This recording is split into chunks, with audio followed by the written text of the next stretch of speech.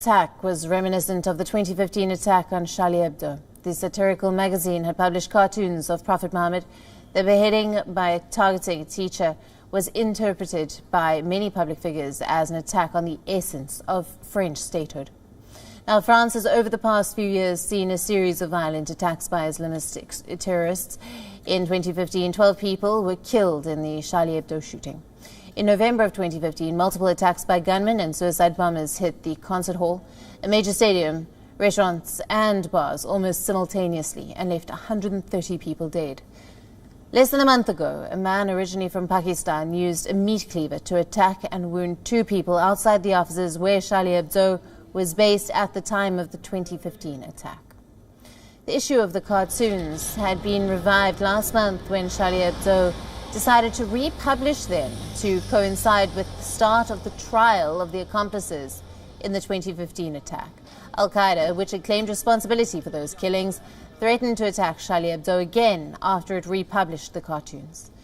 Just a few days ago, the French president had spoken on Islamist separatism and unveiled details of a law to regulate Islam in France. The law will crack down on the foreign influences in French Muslim communities. It will allow the state to monitor funding that French mosques receive from abroad, create a certificate program for French imams, and ban homeschooling for young children to prevent the creation of Islamic schools. Islam is the second most widely practiced religion in France, just behind Christianity. France has one of the largest number of Muslims in the Western world. Turkish President Recep Tayyip Erdogan has criticized Macron's proposal to defend his country's secular values against radical Islam as an open provocation. Egyptian scholars, too, had denounced Macron's remarks on Islamist separatism. Macron's comments came 18 months ahead of the presidential elections, where he is set to face challenges from the right as public concern grows over security in France.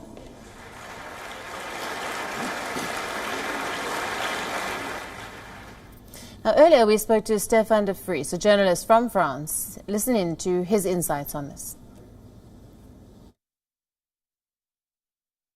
Well, there's actually a proposition of a new law being discussed in Parliament this month, a law which is called a law against separatism, which aims to impose the strict separation of church and religion in France. The country does not want to tolerate any kind of what they call obscure groups, so they can threaten the integrity of the republic, of the nation.